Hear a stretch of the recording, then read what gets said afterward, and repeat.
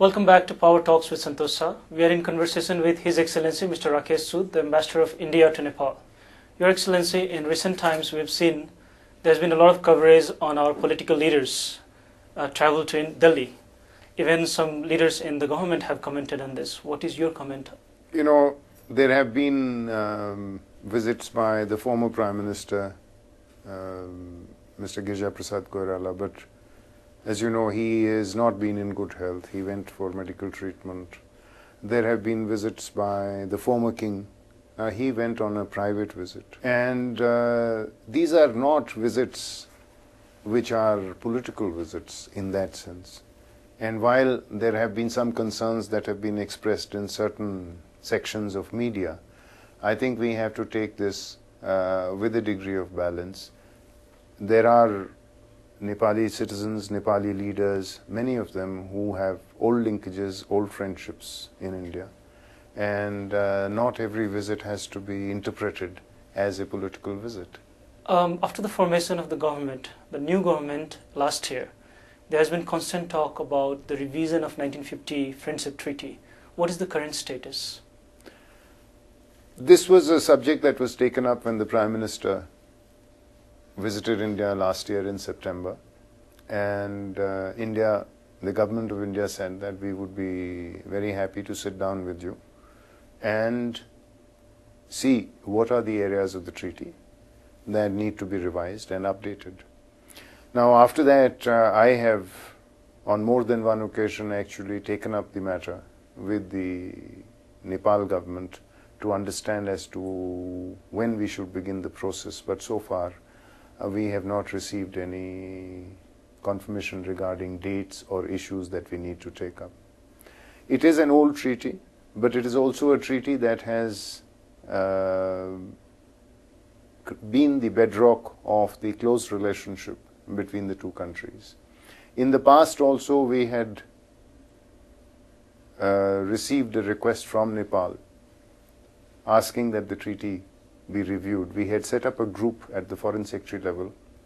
This was more than 10 years ago. The group had a few meetings, but then was not in a position to come up with any clear suggestions, and both countries then decided to let the treaty continue as it was. We will wait and see what the Nepal government would like to come up with in terms of how they would like the treaty to be revised. We would be ready to do so. Who is more interested, India or Nepal, to revise this treaty? So far the request for revising the treaty has come from the government of Nepal on both occasions, as I said, during the 90s and then recently in September when the Prime Minister visited India. The terror attacks has been on the rise in India, and I think a secure Nepal, especially the border, would be of paramount importance.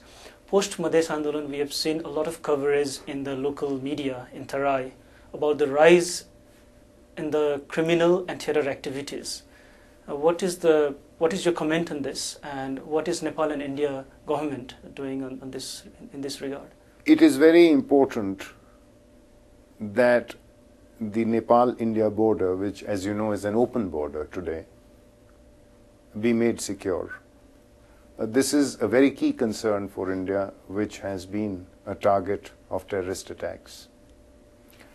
And I think, therefore, the recent rise in criminal activity and the nexus between criminals on both sides of the border is a matter of grave concern to us. It is a subject that we've taken up at the Home Secretary level talks between the two countries. On a pilot project basis, we are already starting a process of monitoring movement of people and goods at some of the points on the India-Nepal border. I hope that both sides can cooperate in making this a successful pilot project, because this will help us to ensure that the open border, which is actually something which helps the people of both countries, is not misused by terrorists for their own ends and leading to a problem on maintaining this open border. How hopeful are you that this will work?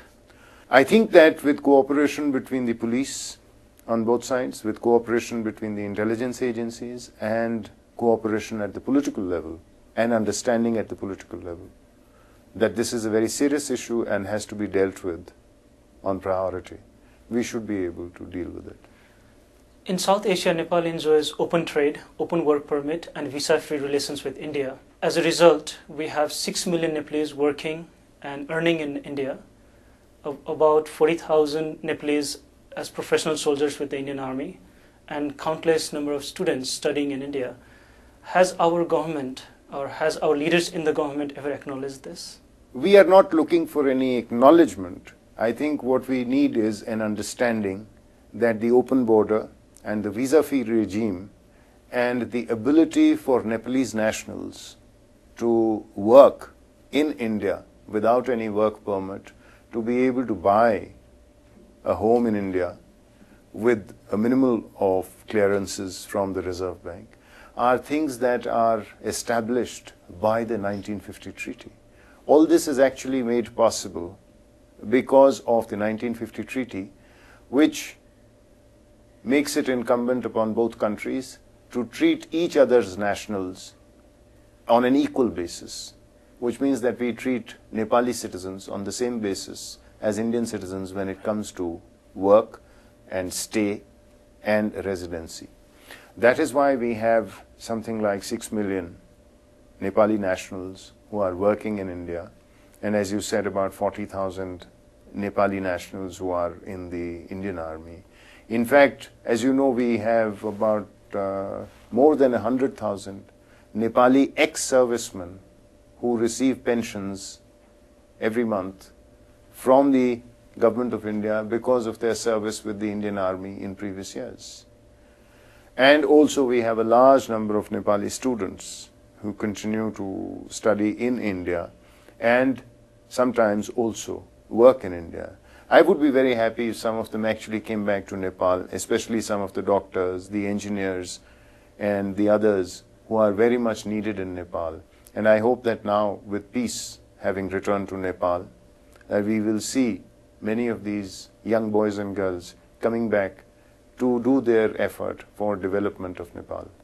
Now, my concern is that if 1950 Friendship Treaty is revised, and on the other hand, due to the rising criminal activities at the border, will that affect the visa relations between Nepal and India?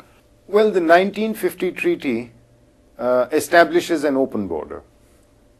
Now, because we have concerns about the criminal activities across the border and criminals in both countries using the open border to cross over easily, to engage, to escape justice, that is why we are talking about establishing, to begin with, a monitoring system on the border.